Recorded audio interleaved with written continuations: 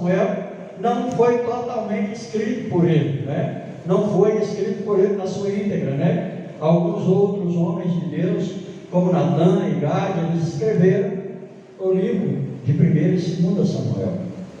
E nós vemos aqui, irmãos, que justamente no capítulo 1º do livro de Samuel, da história, que o povo está saindo de um governo teocrático e busca um governo humano. Eles buscam um governo como as outras nações tinham. Eles começaram a almejar aquilo que Deus não queria para eles.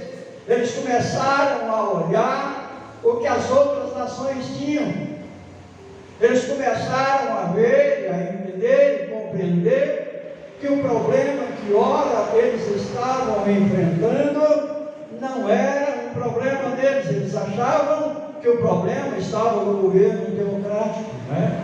Governo teocrático é quando é um governante divino, que era, no caso, o próprio Deus que governava Israel através dos seus sacerdotes, dos seus profetas. Não é? E eles começaram a olhar e a envergar as nações vizinhas. Eles começaram a envergar aquilo e começaram a almejar aquilo para eles. Começaram a pedir que Samuel buscasse um governo, um rei para eles, porque eles não queriam mais ser governados por Samuel.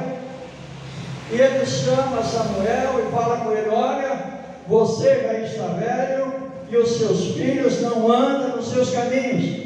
Elege para nós um rei, porque assim como as outras nações querem um rei, nós também queremos. Irmãos, a coisa mais difícil que tem é que quando nós atravessamos problemas difíceis em nossas vidas, e muitas vezes nós começamos a achar que o problema está na igreja, que o problema está no pastor, que o problema está aqui, está acolá, quando verdadeiramente o problema está em mim. Eles começaram a olhar e a perceber e acharam que o problema não era eles. Eles acharam que o problema é porque eles não tinham um rei aonde eles poderiam marcar as reuniões, marcar as audiências e explicar o problema para o rei e falar com eles. Então, essa história, irmãos, desse homem, desse pai de família, começa nesse período. É narrada nesse período, nessa passagem do governo teocrático para o governo humano. Não é? E ali a Bíblia fala que esse homem Eucana, ele tinha duas esposas. Uma chamava Penina e a outra chamava Ana. Digamos que a Penina seria a sua segunda esposa. A primeira esposa era Ana. E a Bíblia diz que Penina, ela dava filhos para Eucana. Era uma mulher fértil, era uma mulher que tinha filhos, era uma mulher que enchia a casa e a vida de Eucana, por assim dizer, de alegrias, porque ela dava para ele filhos. Mas a sua esposa principal, a primeira esposa, que era Ana, a Bíblia diz que Deus, ele cerrou a madre dela.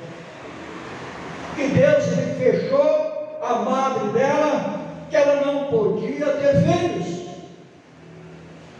E a Bíblia diz que sempre Penina a irritava, porque Penina chegava até ela e falava: olha, você pode ser a esposa primeira, mas quem dá filhos para Eucana sou eu. Você pode dar para ele alguma coisa, mas quem dá a verdadeira alegria para ele sou eu. Você não pode ter filhos porque o seu ventre é seco, mas eu sou abençoada, eu sou alcançada por Deus.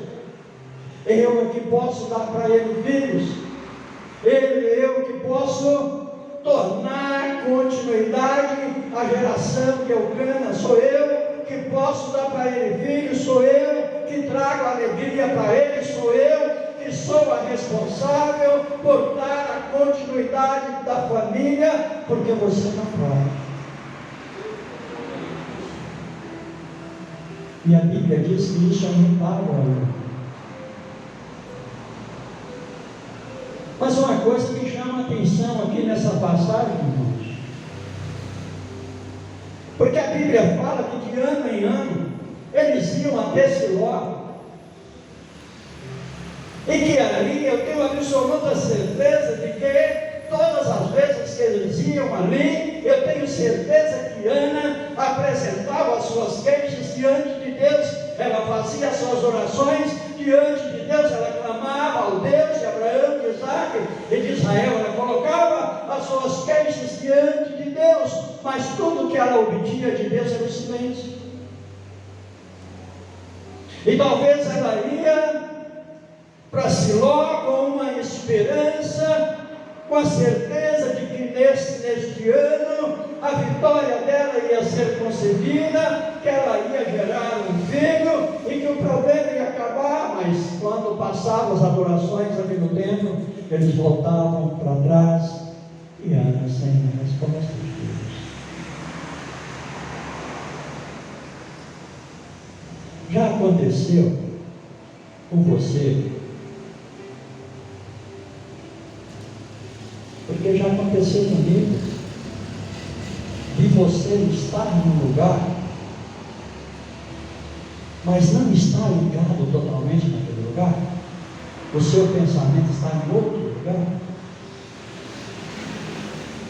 Já aconteceu comigo, de estar num lugar, mas o pensamento está em outro lugar, de estar num lugar, mas o meu pensamento estava ligado em outro lugar.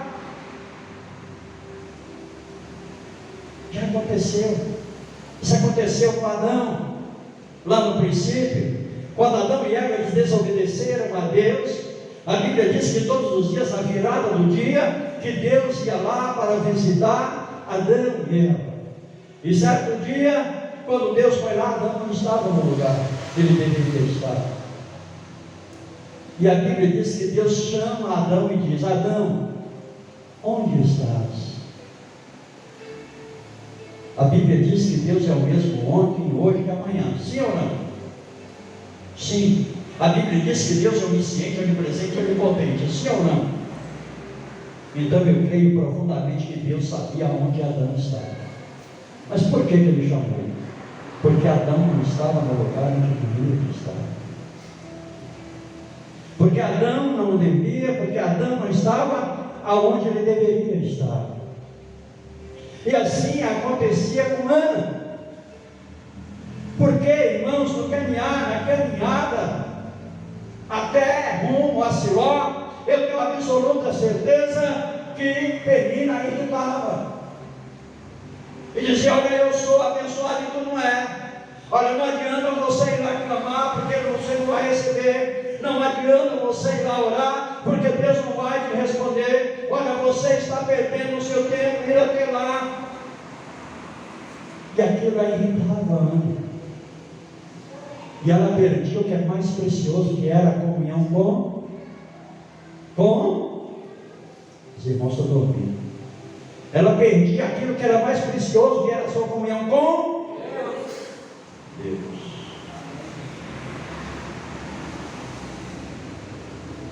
E assim sucessivamente acontecia dia ano após ano, ela clamando e orando e buscando de Deus a resposta para a aflição do seu problema, para buscar de Deus a resposta que ela tanto almejava, para buscar de Deus a resposta, porque, irmãos, naquele tempo não tinha desenvolver da ciência que temos hoje. Hoje aí tem a inseminação artificial. E aquelas que não podem ser mãe pelo meio natural, é mãe pelo meio artificial. Mas naquele tempo não tinha. Naquele tempo não tinha essas coisas, essa evolução que tem hoje. O único desejo de Ana era ser mãe. Quando muitas pessoas, quando muitas mulheres querem corrigir o nariz, a orelha, a testa, a bochecha, querem corrigir muita coisa diante das cirurgias de plástico e tudo mais. Não, Ana só queria o direito de ser queria isso. 99% das moças que se casam, o desejo, o sonho delas é gerar um filho. Buscar um filho.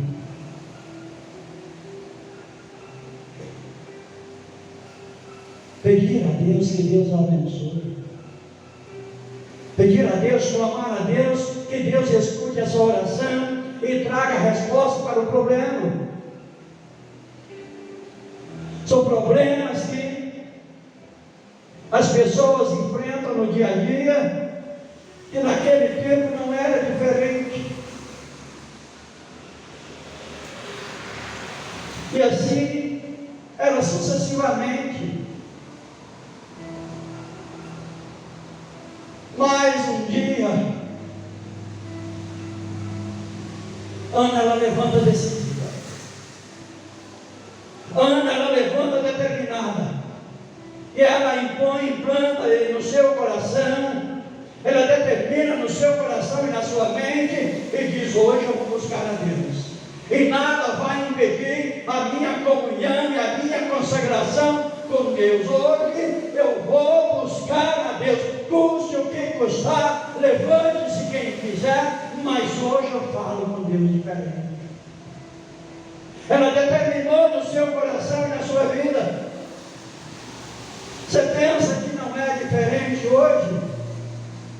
Muitas das vezes nós nos arrumamos em casa, mas o inimigo levanta contra, ele coloca problemas, ele coloca frieza no seu coração, ele coloca desânimo no seu coração, ele determina tantas coisas, porque ele sabe que se você vier para a igreja e clamar a Deus e buscar a face dele, ele vai te responder. Porque ele sabe que se você vier contrito, com o seu coração ligado à sala do trono, com o seu pensamento ligado à sala do trono, nada vai impedir você de receber a tua vitória, nada vai me impedir de receber a minha bênção. E eu creio que nesse dia, Penina, ela deve ter levantado uma fúria terrível contra a vida de Ana, mas ela já tinha determinado no seu coração, ela já tinha determinado em sua vida: hoje eu busco a minha vitória, hoje eu busco a minha bênção. Levante-se quem quiser, fale quem quiser, mas a minha bênção eu vou buscar, porque só Deus pode resolver. E eles foram e chegaram até Siló. E a Bíblia diz que Ana, ela dobra os seus joelhos, mas o sentimento, a angústia era tão grande no seu coração, a dor era tão tamanha na sua alma, a tristeza a invadia de uma forma tão grande que ela não conseguia expressar palavras nenhuma. Assim a Bíblia diz. E ela somente mexia com os lábios.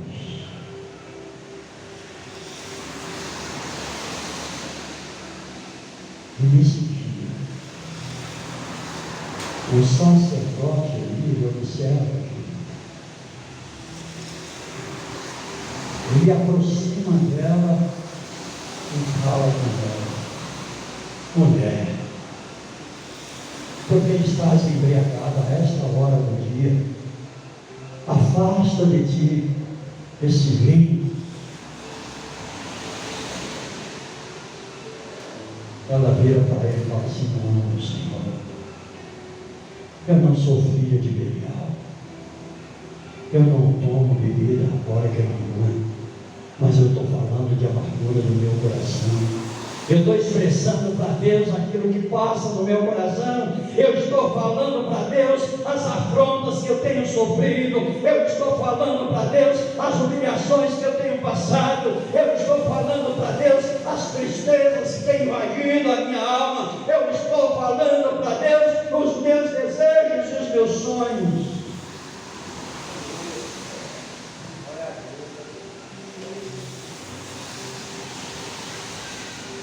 E a Bíblia diz que O sacerdote ali olhou para ela e falou assim: vai para a tua casa e que o Senhor conceda a tua petição. Era tudo que ela queria ouvir. Mas quantas vezes Ana esteve naquele lugar, clamando e orando e fazendo a mesma oração, e por que o sacerdote ali não percebeu e não olhou ela das outras vezes? Por que ele olhou para ela só nesse dia? Sabe por quê? Porque o coração dela estava contrito a Deus, porque o coração dela estava determinado a buscar a sua bênção, porque no seu coração estava uma fé inabalável, que apesar das intempéries do tempo, ela esperava na justiça de um único e verdadeiro Deus.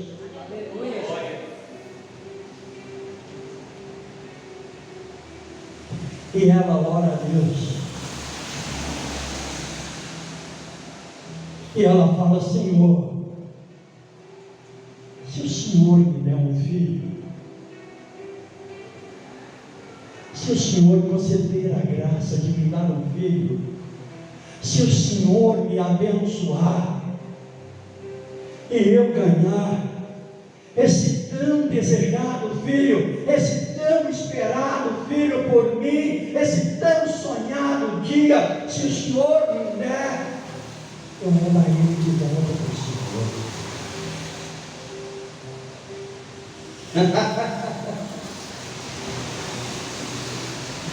Deus diz assim: era tudo que eu queria ouvir, era tudo que eu queria, era tudo que eu esperava, porque ela deu o melhor dela para Deus, e ela prometeu para ele: olha, se o Senhor me der para mim, eu devolvo ele para o Senhor. E Deus olhou aquela determinação dela e achou graça nela. É como aquela mulher no exílio pós-guerra, já no Novo Testamento, né? O povo estava sendo escravizado, escravizado. As mulheres davam as suas filhas para prostituírem com os soldados humanos daquela época, assírios. E tinha uma mulher que tinha um grande problema com uma filha, a única filha que tinha, e ela determinou em seu coração buscar de Deus a solução para o problema da filha, porque a filha era endemoniada. E ela vai até Jesus e clama pela misericórdia de Jesus. Os discípulos tentam impedir, e Jesus chega para ela e fala assim: olha, não é lícito, eu vim senão as ovelhas perdidas da casa de meu pai. Não é lícito pegar o pão e dar aos cachorrinhos. Ô irmãos, pode ser que um outro exagero aí, que é bem mais capacitado que eu, possa entender que Jesus quis dizer outra coisa, mas para mim, literalmente, Jesus chamou ela de cachorro. E ela paga: sim, Senhor, eu sei, eu sei, eu sei, eu sei, eu sei. Mas também, os cachorrinhos, eles comem debaixo das mesas as migalhas que caem dos seus senhores. Aquilo ali, irmãos, aquele sentido de humilhação daquela mulher, porque talvez se tivesse falado comigo, eu ia levantar o queixo e dizer: ele está me humilhando, ele não é o que dizem, e eu vou embora. Não, aquela mulher disse assim: não, o sofrimento e a vitória da minha filha é mais importante, a cura da minha filha é mais importante. E a palavra do Senhor, ela disse que aquele que se humilha diante de Deus no momento certo, Ele o exaltará. A palavra do Senhor está escrito: quer ser o maior, continue, pense sendo o menor. A palavra do Senhor disse que todas as coisas são possíveis ao que crê. E Jesus olha para aquela mulher e fala: nem em Israel eu vi tamanha fé. Vai, tua filha está curada. Irmãos, e a Bíblia diz que assim que eles serviram ao Senhor, assim que eles terminaram os trabalhos no tabernáculo, na presença do Senhor, que eles retornaram para casa. E a Bíblia diz, a história diz, se você continuar lendo, que o semblante de Ana já não era mais o mesmo.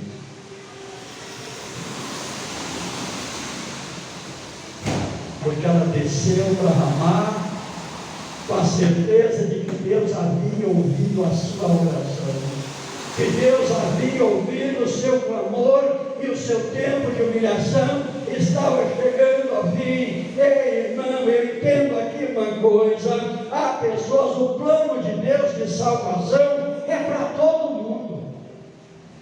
A própria Bíblia diz que o desejo de Deus é que nenhuma alma se perca. Então o plano de Deus é de salvação para todo mundo. Mas tem uns que são separados. Tem uns que são separados para ter uma intimidade maior com Deus. Tem uns que são separados que estão mais próximos de Deus. Irmãos, a Bíblia diz que Jesus ele tinha 12 apóstolos, mas eram só 2 que eram mais próximos.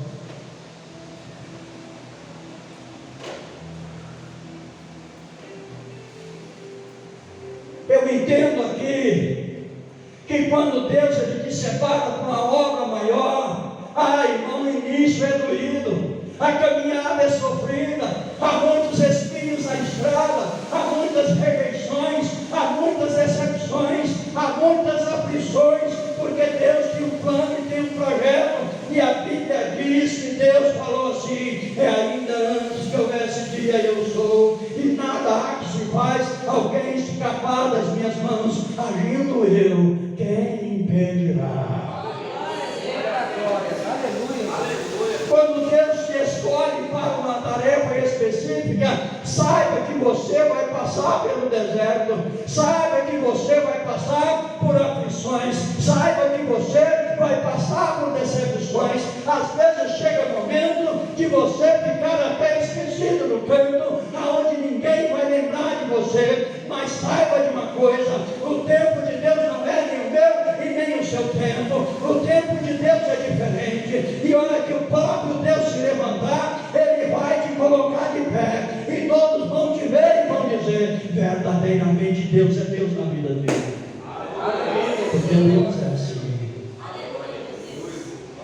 Ele age assim.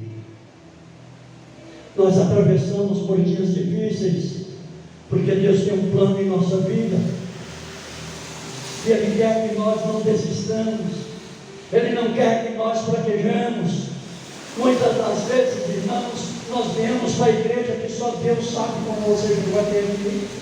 Muitas das vezes a tristeza invade o seu coração, porque a Bíblia diz que o inimigo ele está ao nosso derredor, nos acusando todos os dias, e falando que nós não vamos conseguir, e dizendo que nós não vamos chegar a lugar nenhum, e dizer que nós somos fanáticos. Mas a palavra do Senhor é essa para mim e para você: persevera, porque a vitória está perto. Acredita, espera no Senhor.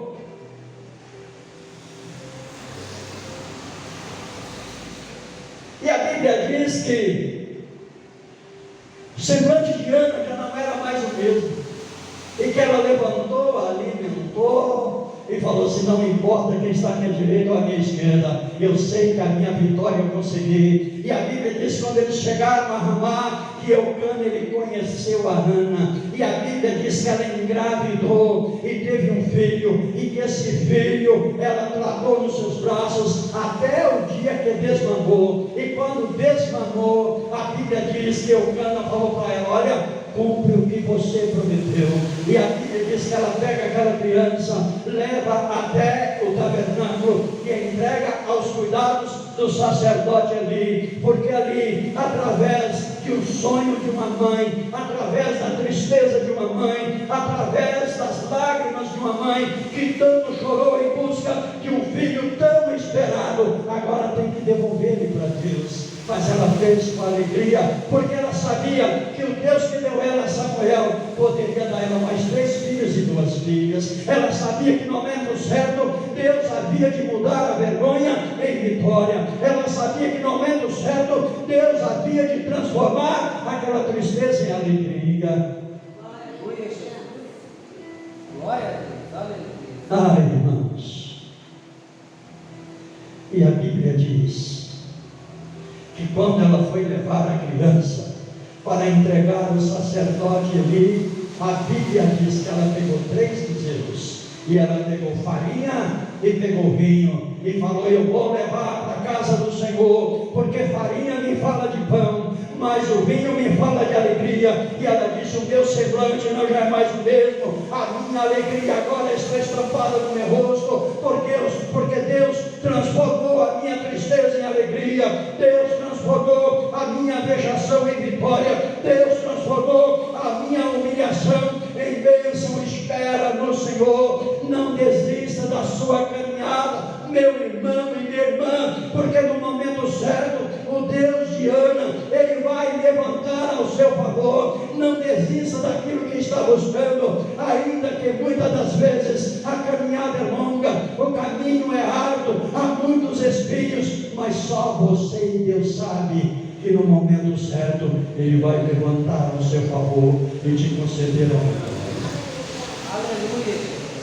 Não desista da sua caminhada, não desista dos seus projetos, não desista daquilo que você tem buscado. No momento certo, assim como Ele olhou para Ana, Ele vai olhar para mim, vai olhar para você.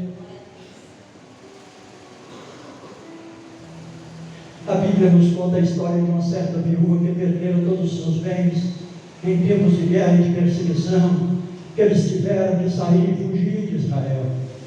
E quando eles voltaram para Israel, aquela mulher já não tinha mais marido, era viúva, e que as viúvas eram esquecidas, e que ela determina no coração dela e até o rei pedindo ele para fazer justiça para ela, e que dia após dia ela batia na porta daquele juiz: faz justiça para mim.